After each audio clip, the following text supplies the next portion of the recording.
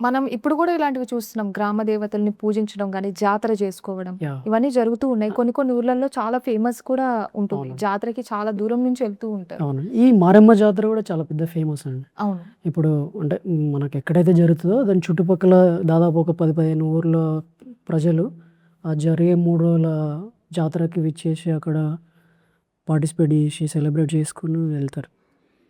అంటే నాకెప్పుడు ఈ జాతరల గురించి విన్నప్పుడు చాలా ఫేమస్ ఇక్కడ వెళ్తే అనుకున్నది జరిగిపోతుంది. యాహ్! ఇలాంటివన్నీ వింటున్నప్పుడు ఒక్కసారి జాతర చెయ్యకపోతే దాని ఎఫెక్ట్ ఏ విధంగా ఉంటుందో అది గూడా అంటే నమ్మకం స్టార్ట్ అయిపోయింది ఎక్కడో. అవునండి. అవును. కంటిన్యూ అవుతుందిగ. అవును.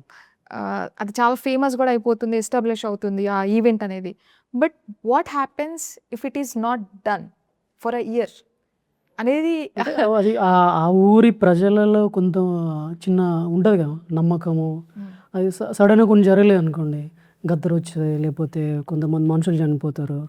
పశువులు చనిపోతారు. దీనికి కారణం మనం జాతర చేయకపోవడమే అనే ఒక రీజన్ కూడా తీసుకుంటారు యాక్చువల్లీ. సో మీరేమంటారు దీని గురించి? మీ థాట్ ప్రాసెస్ అది ఏంటి? వాళ్ళ నమ్మకాలండి అంతే.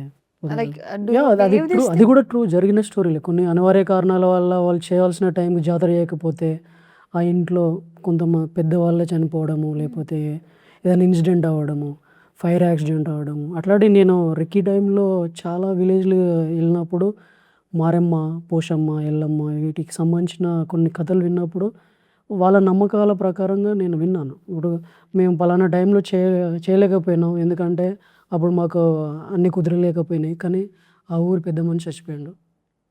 ఇట్లాంటియన్నీ మేము విన్నాము, నోట్ కూడా చేసుకున్నాం. కొంతమంది యాహ్! వీడియోస్ కూడా మేము సేకరించినాం.